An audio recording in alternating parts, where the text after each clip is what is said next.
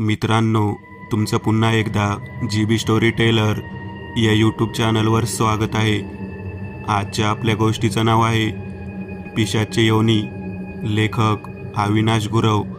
पण गोष्ट सुरू करण्याआधी जर कोणी या चॅनलवर पहिल्यांदाच आलेले असाल तर त्यांनी ह्या चॅनलला सबस्क्राईब करायला विसरू नका. चला तर मग अजिबात वेळ न घालवता गोष्टीला सुरुवात करूया.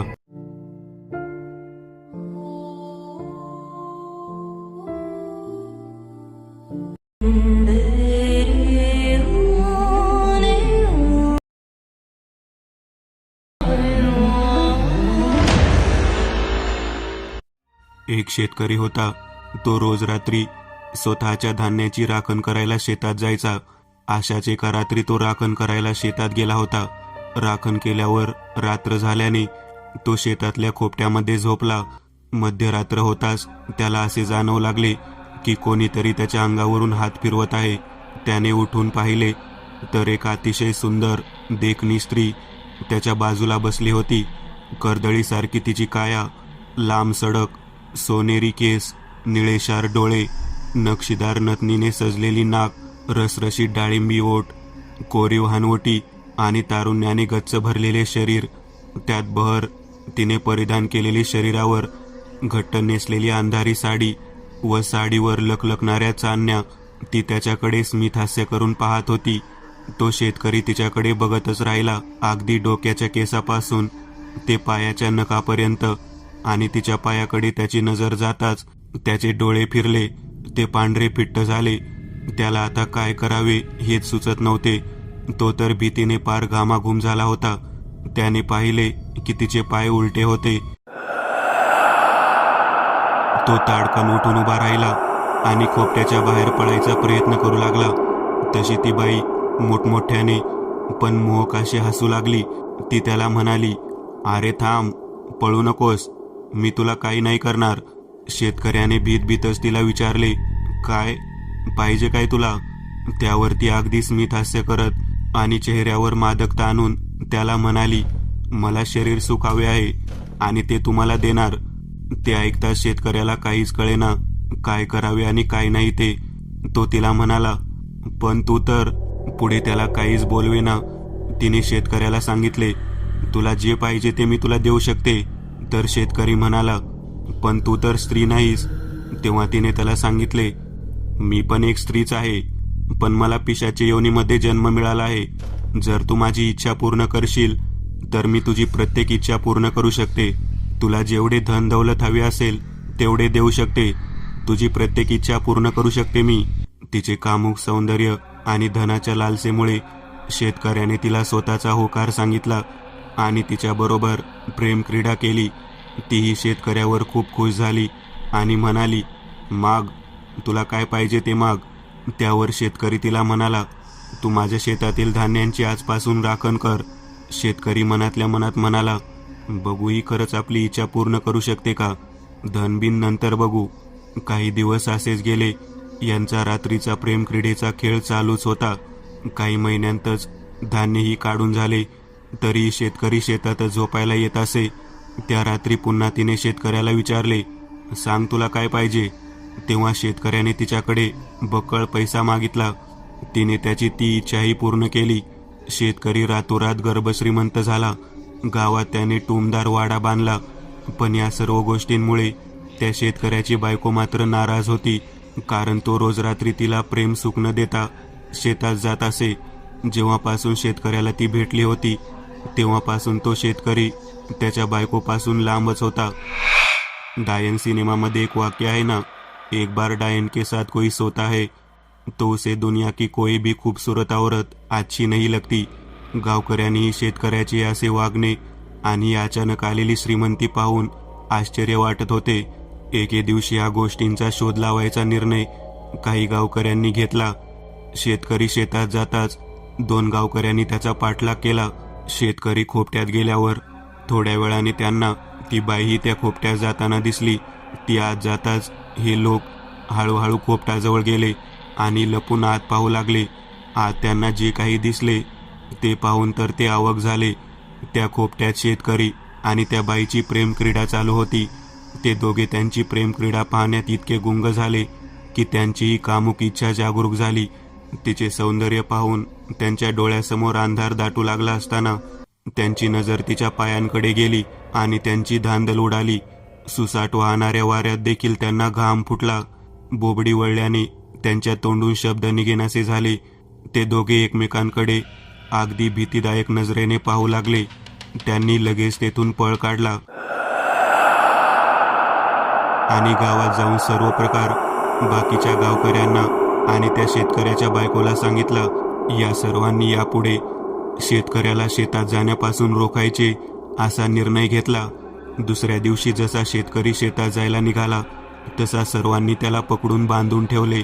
हे असे 8 ते 10 दिवस चालले. त्यानंतर एके रात्री अचानक शेतकऱ्याच्या शेताला आग लागली आणि त्या आगीत त्याचे सारे शेत अगदी राख होऊन गेले. तरी पण कोणीही त्याला शेतात जाऊ दिले नाही. आता तर शेतकऱ्याची तब्येतही खालावत चालली होती. यातून काहीतरी मार्ग काढलाच पाहिजे म्हणून शेतकऱ्याच्या बायकोने शेजारच्या गावातील एका मांत्रिकाला हा सर्व प्रकार सांगितला. त्या मांत्रिकाने त्यांच्या घरी येऊन शेतकऱ्याला सांगितले, जोपर्यंत तुम्ही तिची इच्छा पूर्ण करत राहणार तोपर्यंत ती तुमच्या इच्छा पूर्ण करणार. जेव्हा तिला तुमच्याकडून पूर्ण सुख मिळणे बंद होईल तेव्हा तिने पूर्ण केलेल्या तुमच्या सर्व इच्छा नष्ट होणार.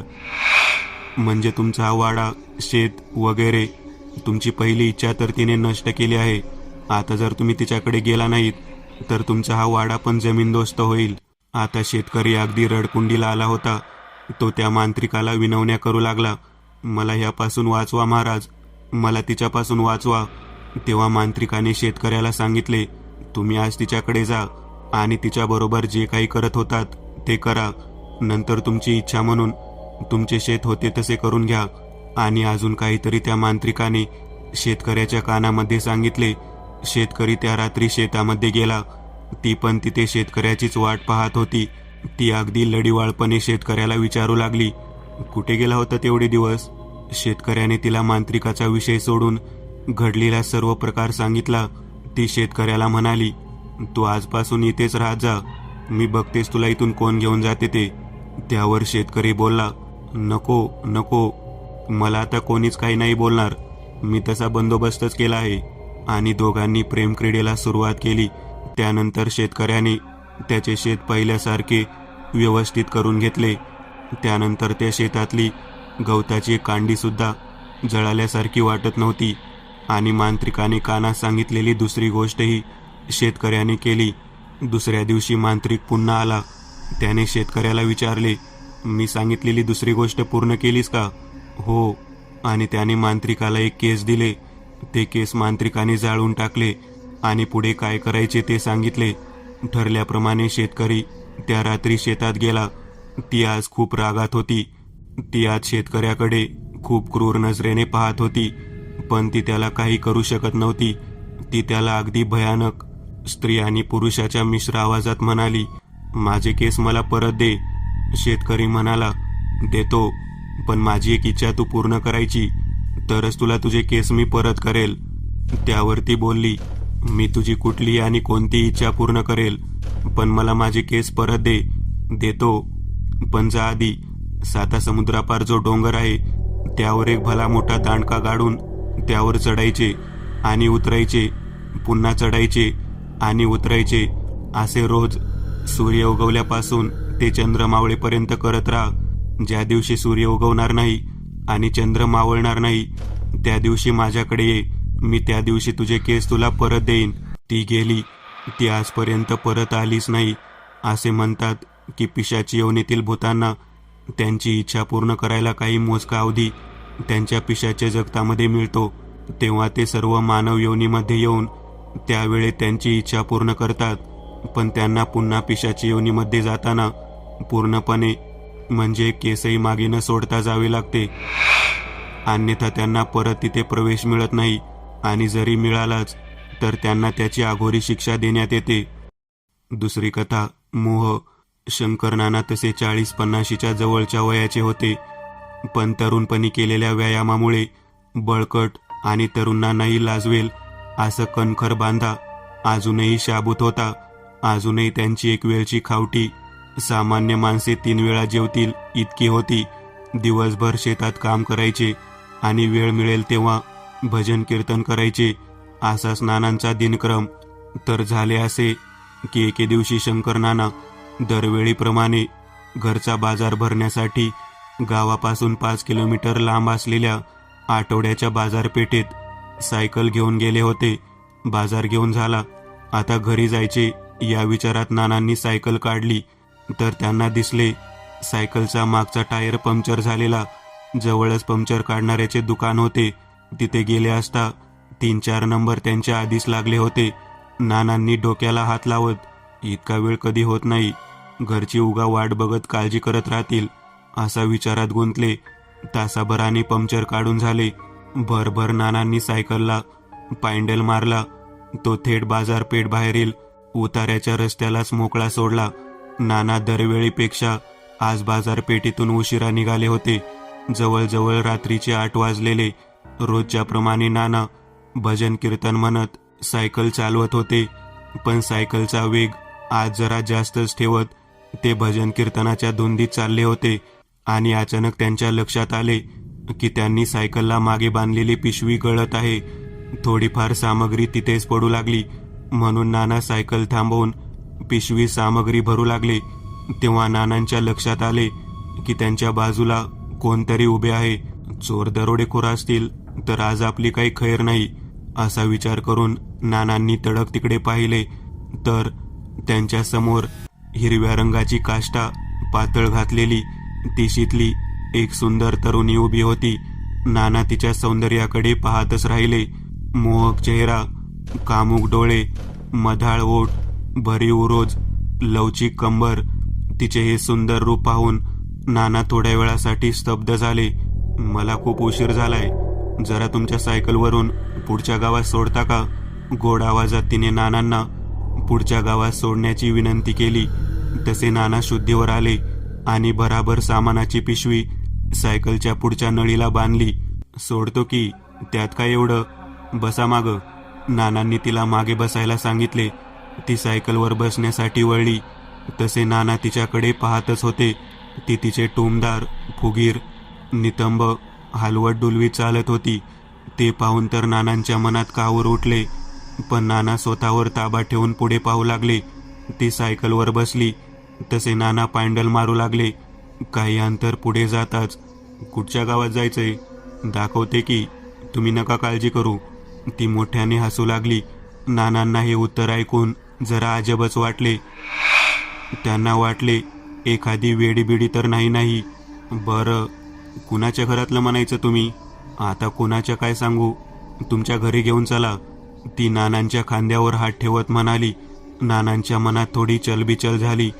पौर्णिमेच्या अखंड चंद्राच्या आणि चांदण्याच्या लख्ख उजेडात नानांच्या डोळ्यांवर अंधार दाटला. देखणी बाई, तीही एकटी, एकांतात चाललेला रस्ता, काळजात वनवा पेटलेला आणि चालून आलेली संधी. बळजबरी नाही की दमडीचा खर्च नाही. तिचे तारुण्य म्हणजे रसरसलेला आंबा, मदाळलेल्या मधाच्या पोळ्यासारखी. असा विचार जेव्हा नानांच्या मनात आला तेव्हा असंख्य मधमाशा आपल्या डोक्यावर करत आहेत असा भास नानांना झाला. मधाची चव मधमाशी न डसता मिळणं मुश्किल, मग हे 72 मोठं संकट आणू शकतं असा विचार करून आणि प्रसंगावधान राखत नाना शुद्धीवर आले. तिचा हात खांद्यावरून एका झटक्यात बाजूला करत भराभरा पायंडल मारत सायकलचा वेग वाढवला. पुढच्या गावात गेल्यावर बघू काय ते, हिला काही विचारण्यात अर्थ नाही असा विचार करून नाना पुढच्या गावाकडे वेगाने सायकल पळवू लागले. असेच थोड्या अंतरावर एक जुना ओढा होता. तिथे गेल्यावर नानांना सायकल थोडी थोडी करत हळूहळू जरा जास्त जड वाटू लागली. तसे त्यांनी मागे तिरकस नजरेने पाहिले तर त्या तरुणीचे केस खूप मोठे झाले होते. ते लांबपर्यंत जमिनीवर लोंबकाळत होते. तिच्या हाताची नखेही लांब होत होती. ती जमिनीला टेकायचीच राहिली होती. नाना पुरते घाबरले होते. पण हा काय प्रकार आहे हे लक्षात येताच त्यांनी जोरजोरात थरथरत्या स्वरात हनुमान चालीसा म्हणायला सुरुवात केली. हे ऐकताच तिने सायकलवरून उडी मारली. आता तिचे रूप बदलले होते. ती खूपच भयानक विद्रूप दिसत होती. ती जोरजोरात ओरडू लागली. तिचा आवाज घोगरा झाला होता.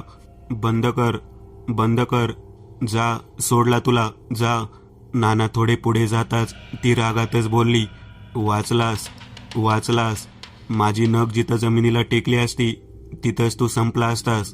नानांना काहीही झाले तरी मागे बघायचे नाही असे मनाशी ठाम ठरवले आणि तसेच तडक गाव गाठले. त्याच रात्री नाना भयंकर आजारी पडले. 15 दिवसात त्यांची तब्येत झपाट्याने खालावत गेली. डॉक्टर औषधे करूनही काही होत नाही हे पाहून घरच्यांनी देवदेव चालू केले. देवऋषी यांच्याकडे जाऊन पाहिले तर नानांबरोबर झालेला प्रकार त्यांच्या लक्षात आला.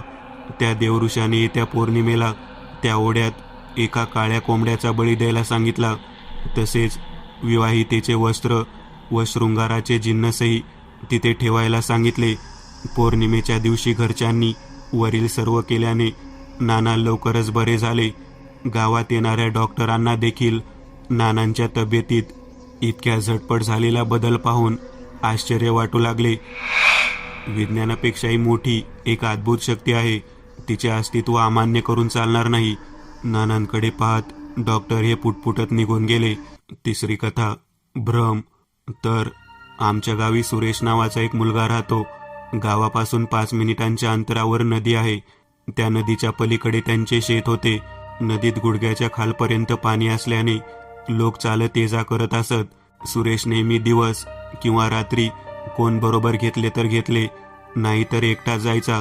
असेच त्याला एका रात्री शेतात काहीतरी काम निघाले म्हणून तो त्या रात्री सुमारे 9 वाजता त्याच्याजवळ असलेली बॅटरी घेतली आणि बरोबरीला कोण भेटतंय की नाही हे पाहिले, पण कोणच भेटले नाही म्हणून तो एकटाच निघाला. गावाबाहेर जाताच त्याने आपली बॅटरी चालू केली. अमावस्या असल्याने आज आकाशात चंद्र नव्हता, त्यामुळे चहूकडे गडद अंधार पसरला होता. अंधाराला साथ होती ती शांततेची, पण त्या अंधारी शांततेला भंग करण्याचा जणू रातकिड्यांनी विडा उचलला होता.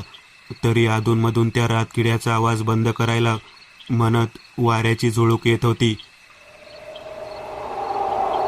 तर दूर डोंगराच्या पायथ्याशी काही कोल्हे लांब सुरात करून त्या शांततेला त्यांच्या अस्तित्वाची जाणीव करून देत होते. तोच नदीकाठी आपणही आहोत असे अधूनमधून करत व डोळे चमकावत बेडुकराव जणू या अंधाराला सांगत होते. या सर्वांची चाहूल घेत रस्त्यावरील छोट्या मोठ्या दगडांना खास कळग्यांना न जुमानता सुरेश बरोबर योग्य जागी पाऊल ठेवत चालला होता. माझी ही रोजचीच पायवाट आहे हे तो त्या बॅटरीतून येणाऱ्या प्रकाशालाच दाखवून देत होता. म्हणून प्रकाश एकटाच दूरवरच्या अंधारात खोलवर हरवला होता. थोड्याच वेळात सुरेश नदीकाठी आला. जसा त्याने पाणवट्यावर जवळ पाऊल ठेवला तशी त्याची चाहूल लागलेली टिटवी कर्कश आवाजात ओरडू लागली. तिच्या अचानक ओरडण्याने सुरेश दचकला आणि तिच्याकडे पाहत त्याने जोरजोरात घाणेरड्या शिव्या हसडल्या. तसाच त्याने बॅटरी खाली ठेवली. पॅन्ट भिजू नये म्हणून खालून गुडघ्यावर घडी घालू लागला. तोच त्याला नदीच्या पलीकडून चित्रविचित्र आवाज ऐकायला येऊ लागले. शिव्या देत देत त्याने आपल्या बॅटरीचा उजेड त्या दिशेने मारला तर तिथे पांढरी शुभ्र अशी एक भली मोठी मानव आकृती उभी दिसली. ती इकडून तिकडे डोलत होती. कधी उजवीकडे जायची तर कधी डावीकडे. त्या आकृतीतून विचित्र आवाज येत होता. रात्रीच्या शांततेत तर तो आवाज अगदी स्पष्ट आणि भयानक ऐकू येत होता. मध्येच त्या मानवी आकृतीचे शिर वर हवेत उडत जाताना दिसले आणि थोड्याच वेळात परत जुळतानाही दिसले. असला भयानक प्रकार पाहून तर त्याची गाळणच उडाली. शरीर थरथरू लागले. त्याच्या हातची बॅटरी तिथेच गळून पडली. त्याने आव पाहिला ना ताव थेट गावाकडे धाव घेतली. पण गडद अंधारात काही दिसत नसल्याने सुरेश ठेच लागून 2-3 वेळा धडपडला. त्यामुळे त्याच्या उजव्या पायाचा अंगठा, ढोपर आणि हानवटीमधून रक्त वाहू लागले होते. इतके लागूनही त्याला त्याचे दुखणे जाणवत नव्हते. इतका तो घाबरला होता. लंगडत लंगडत पळताना पुन्हा एका ठिकाणी सुरेश धडपडला. तिथून त्याने वळून पाहिले तर ती मानव आकृती आणखीनच जोरजोरात डोलू लागली आता मात्र सुरेशने आपले पूर्ण बळ एकवटून तडक घर गाठायचे असा निर्धार केला. तो कसाबसा घरी पोहोचला. त्याची अशी अवस्था पाहून त्याच्या घरच्यांनी त्याच्यावर प्रश्नांचा भडीमार केला, पण सुरेश काही बोलण्याच्या अवस्थेत नव्हता. तो भिवून थरथरत होता. त्याचे डोळे पांढरे फटपडले होते. वडिलांनी त्याच्या जखमेवर हळद चोळली. काय झालं? कुणी मारलं का? भांडण केलंस का कुठं? अरे काहीतरी बोल, आम्हाला कसं कळणार काय झालंय? असे एक ना अनेक प्रश्न ते करत होते, पण सुरेश काहीच बोलत नव्हता. त्याच्या आजीने त्याची अवस्था पाहून हा काय प्रकार आहे हे ओळखून सुरेशवरून मीठ मिरची भाकरी ओवाळून टाकली. तेव्हा थोड्या वेळाने सुरेश हळूहळू सावरला आणि घरच्यांना घडलेला सर्व प्रकार सांगितला. हा करता ही गोष्ट आता पूर्ण गावभर पसरली. या गोष्टी मागचा शोध लावण्याकरिता काही गावकऱ्यांनी सुरेशच्या शेतात जाण्याचे ठरवले. 5-6 जण आपल्या बॅटऱ्या घेऊन त्या जागी जाण्याच्या आधीच दुरूनच त्यांना विचित्र आवाज ऐकू यायला लागला. तो आवाज ऐकताच त्यांनी तिथून पळ काढण्याचा निश्चय केला. मागे फिरता फिरता त्यातील पक्या याने त्या आवाजाच्या दिशेने बॅटरीचा उजेड फेकला आणि त्याला पण ती मानवाकृती दिसली. उजवीकडे डावीकडे डुलताना, शिर वर हवेत उडून परत जागेवर येताना. हे पाहून त्याच्या छातीत कैकपटीने धडधड होऊ लागली. रामनामाचा जप म्हणत तो थरथरते शरीर घेऊन धावण्याचा प्रयत्न करू लागला. तसा छोट्याशा गळगीत चप्पल अडकल्यामुळे जागीच धाडकन छातीवर कोसळला. त्याला पडलेला पाहून 1-2 पुन्हा मागे आले आणि त्याला धरून अक्षरशः ओढतच त्यांनी तिथून धूम ठोकली. गावात आल्यावर त्यांनी हा प्रकार सगळ्या गावकऱ्यांना सांगितला. ते हा सर्व प्रकार सर्वांना सांगत असताना पक्या मात्र राम राम म्हणण्यात गुंतला होता. तेव्हा गावकऱ्यांना दिसले पक्याचा पांढरा शुभ्र सदरा जागोजागी रक्ताने माखलेला. पक्या इतका भिलेला की त्याला याचे भानच नव्हते. त्याला कुठे जखमही झाली नसताना हे रक्ताचे डाग आले तरी कुठून? पूर्ण गावात भीतीचे सावट पसरले होते. त्यामुळे तर काही जण रात्रभर झोपले सुद्धा नाही. पहाट होताच 5:30-6च्या दरम्यान 30-40 गावकऱ्यांनी सुरेशच्या शेताकडे जायचे ठरवले. तिकडे पोहोचताच त्यांना सुरेशची बॅटरी सापडली. आवाज आताही येतच होता. पहाटेच्या मंद उजेडात काही बरोबर दिसत नसल्याने त्यांनी भीत बॅटरीचा प्रकाश त्या दिशेने फेकला. त्यांनी तिथे जे पाहिले ते पाहून तर ते सर्व चकित झाले. सगळे एकमेकांकडे आश्चर्याने पाहू लागले. सगळे गावात परत आले आणि थेट सुरेशच्या घरी गेले. त्याला त्याची बॅटरी दिली. सुरेश या सर्व प्रकारामुळे इतका घाबरला होता की तो आता पूर्ण तापात फणफणत होता. गावकरी त्याला शेताकडे नेऊ लागले, पण सुरेश काही केला जायला तयारच होत नव्हता. पण जेव्हा त्याचे आई वडील जायला तयार झाले तेव्हा कुठे सुरेश तिथे जाण्यास तयार झाला. सगळे नदीकाठी पोहोचले. तो विचित्र आवाज अजूनही ऐकू येत होता. मग जेव्हा सगळ्यांनी त्या दिशेकडे पाहिले तर अवाकच झाले. सकाळच्या सुवर्ण किरणांच्या उजेडात त्यांनी पाहिले समोर एक भलमोठं सागवानाचं झाड होतं. त्या झाडावर बगळे बसले होते. अर्धे झाड बगळ्यांनी तर अर्धे त्यांच्या विष्ठेनी पांढरे फटक झाले होते. त्यामुळे रात्री ते बॅटरीच्या उजेडात पांढरे दिसत होते आणि झाडाच्या शेंड्यावर काही बगळे अशा प्रकाराने बसले होते की जणू काही ते माणसाचं शिर होय. ते आपापसात कुरकुरत वर 5-6 फूटपर्यंत उडत आणि परत शेंड्यावर येऊन बसत. त्यामुळे रात्री कोणाचं ते शिर हवेत उडते असे भासत. आणि राहिला प्रश्न त्या विचित्र आवाजाचा, तर ते सगळे बगळे एकत्रच ओरडायचे आणि त्यामुळे तो आवाज असा विचित्र ऐकू यायचा. सगळा उलगडा झाल्यावर आता सगळे लोक सुरेशकडे पाहून हसत होते आणि सुरेश लोकांकडे पाहून हसत होता.